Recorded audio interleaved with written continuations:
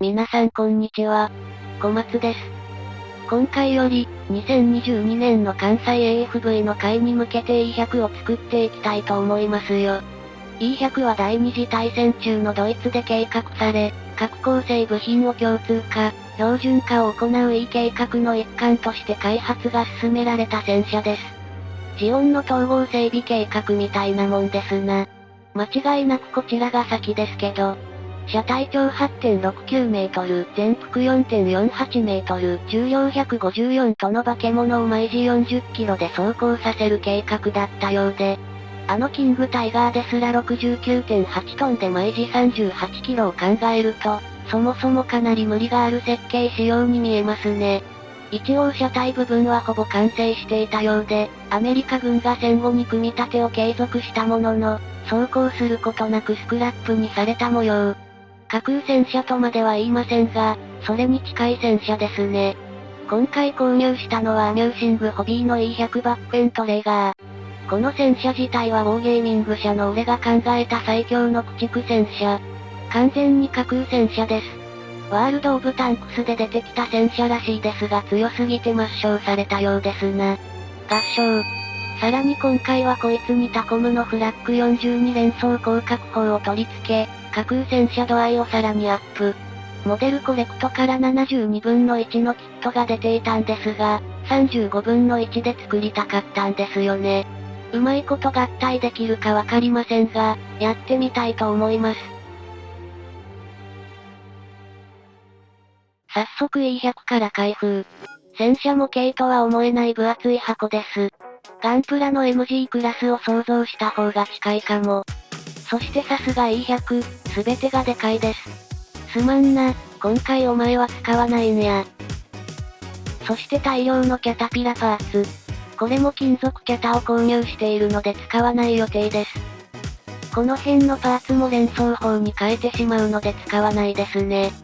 なんか贅沢すぎるキットの使い方だな。車体ですが、やはりでかい。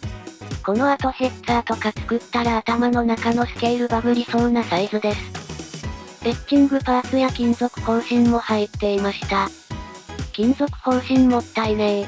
ジオラマの隅に小物として置いておこうかな。お次は2連装フラク40広角砲ですね。これ自体は1942年から配備されたものです。とはいえ、1機建造するのに3億円弱かかったらしく総生産数は少なかった模様。こんなもんを戦車に乗っけて運用しようなんぞ、あたおかしかおらんやろ。小松の系。さて、シャーシ部分より組み立てていきましょう。この車両はいい計画に基づくもの、すなわちパーツ共用化と整備のしやすさを売りにしてるはず。ティガーほどめんどくさい天輪ってことないよね。少々珍しい構造になっていますが、どうやら天輪のシャフトをバネで支える構造のよう。樹脂バネがモールドではなくガチで入っています。これを切り離して取り付け。特に問題なくビヨンビヨンしていますが、これ大丈夫かな。経年劣化で割れる気しかしない。車体が長いのでその分バネも多め。すべて切り出して取り付けます。ゲート跡とか結構目立っちゃっているんですが、これ天輪つけるとほとんど見えないんですよ。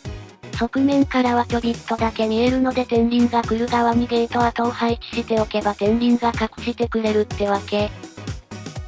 天輪はバネ2本で支える構造。2本を束ねて、シャフトを差し込む構造なんですが、これはこれでバネへの歪みがやばそうだ。台座に置くときは高さを調整して、天輪に力がかからないようにしておかないとちょっと心配ですね。今回は戦車工場に置かれたとんでも兵器を見つけた、的なジオラマを予定しているので平面に配置予定ですが、被災地エリアのジオラマを作るときは大変そうだ。いや、こんな超重量級戦車、聖地エリア以外は走れんか。小松の系。天輪を切り取っていきます。今まで作った戦車で一番でかい天輪かもしれん。ドイツ戦車っぽく交互天輪ではあるんですが、タイガー戦車のように頭の割る、いやロマン感じる交互天輪を重ね合わせたような構造ではないです。重量分散ってのはわかるんですが整備性を上げるのに交互天輪ってのはちょっと。天輪1枚90キロ超えらしいです。さすがドイツ兵、パネイッス。切り出したら接着して、2枚重ねにします。交互天輪を減らして厚みを増やすスタイルかな。天輪のパーキングラインや湯口の表面処理にはユーターを使うと便利です。円錐型の砥石ユーターが汎用性があって便利。穴のサイズ違いにも円錐なので合いやすく、砥石なので引っかかって空転しにくいです。ユーター買うと結構標準品でついてくるしね。これを新規で買った記憶はないけど4本くらい持ってる。回転させた天輪をヤスリに押し付け、湯口やパーキングラインを一気に削り落とします。ヤスリ掛けができたら取り付け。ただし塗装はバラして行うのでここでは仮組みだけ。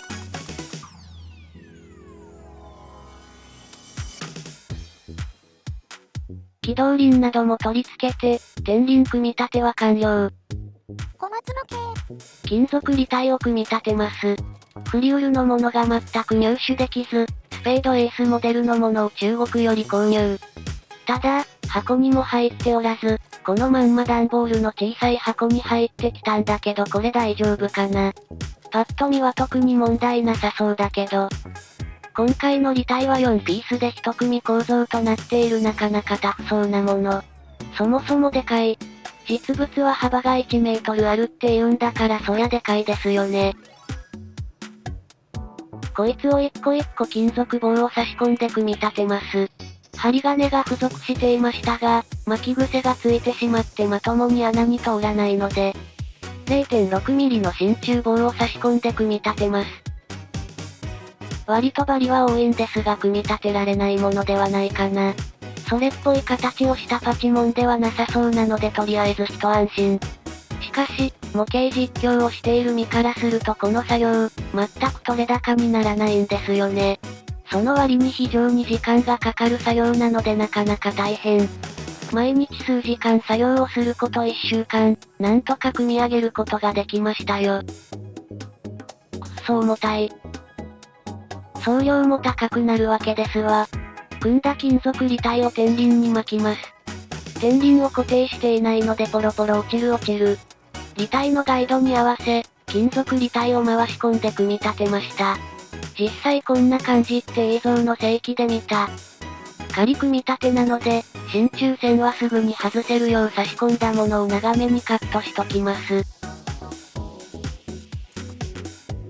もう片側も同様に天輪に回し込んで組み立て。仮固定用に真鍮棒を差し込んでおきました。小松の系。シャーシ上部の部分も先に組み立てられるものは組んでしまいます。ライトとかの突起物は仮組み立て中にうっかり飛ばしがち。小松知ってる。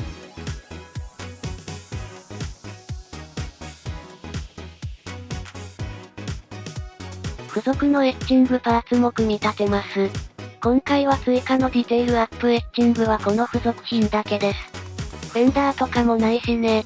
エアインテーク部の金網で十分入るでしょう。切り出したエッチングは瞬間接着剤で固定します。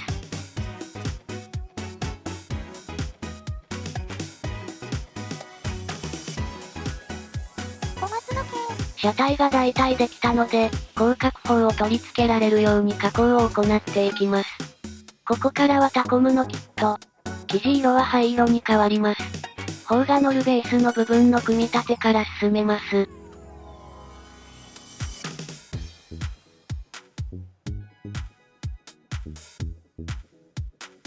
構造的には非常に簡単で、この円盤が広角砲本体側、地面側にももう一枚円盤があり重なって旋回するような構成になっています。地面側の円盤を今回は E100 に取り付ければいけるはず。まあ、さすがにピンが合うわけもなく、ちょっと改造が必要なようです。ドリルで開口。アートナイフで微調整をして差し込みました。